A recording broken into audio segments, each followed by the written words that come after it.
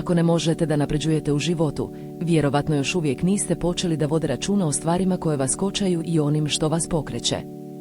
Na kraju ću ti pokazati kako da napraviš 20 zapisa za sebe koji će ti pomoći da izgradiš snažan karakter i postigneš svoje ciljeve.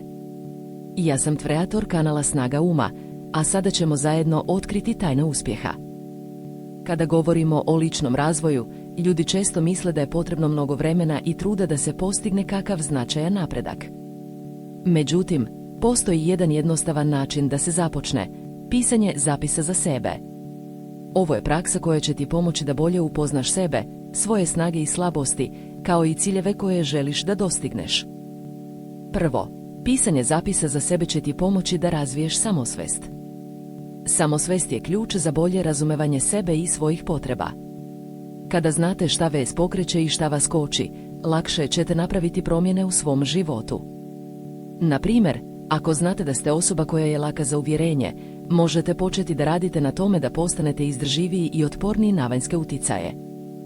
Drugo, pisanje zapisa za sebe će ti pomoći da postigneš svoje ciljeve. Kada imate jasan cilj, lakše ćete napraviti plan kako da ga postignete. Na primjer, ako želite da poboljšate svoju fiziku, možete početi da pišete zapis o svakom treningu i svakom koraku koji činite prema tome. Ovo će vam pomoći da pratite napredak i da se motivišete da nastavite.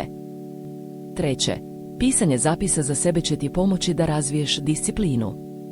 Disciplina je ključ za postizanje ciljeva i stvaranje boljeg života. Kada imate disciplinu, lakše ćete napraviti izbore i odluke koje će vas dovesti do uspjeha. Na primjer, ako želite da postanete ranijski, možete početi da pišete zapis o svakom jutru i načinu na koji počinjete dan. Ovo će vam pomoći da razvijete naviku ranog ustajanja i da postanete produktivniji. Sada ćemo detaljno razmotriti 20 zapisa za sebe koji će ti pomoći da izgradiš snažan karakter i postigneš svoje ciljeve. Ovi zapisi su: prvi, šta sam danas naučio? Drugi, šta sam danas postigao? Treći, šta mi je išlo dobro danas? Četvrti, šta mi je išlo loše danas? Peti, šta bih mogao da popravim sutra? Šesti, koja mi je slabost i kako ću je popraviti? Sedmi, koji mi je cilj i kako ću ga postići? Osmi, šta sam danas pročitao ili naučio? Deveti, koji sam novi znanja stekao danas? Deseti, koji sam korak napravio prema postizanju cilja? 11. Šta mi je pomoglo da se osjećam bolje danas? 12. Šta mi je smetalo da se osjećam bolje danas? 13. Koji sam pozitivan afirmacioni izgovorio danas? 14. Koji sam negativni misli imao danas? 15. Šta sam danas uradio za sebe? 16. Šta sam danas uradio za druge?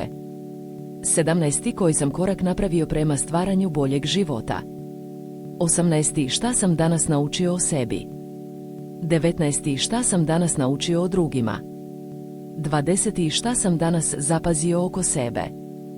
Ovi zapisi će ti pomoći da razviješ bolje razumevanje sebe i svojih potreba. Kada imate bolje razumevanje sebe, lakše ćete napraviti promjene u svom životu i postići svoje ciljeve. Ako želiš da radiš na sebi i razvijaš mentalnu snagu, zapratite Snaga uma i uključite zvonče. Stegnut biceps zvono.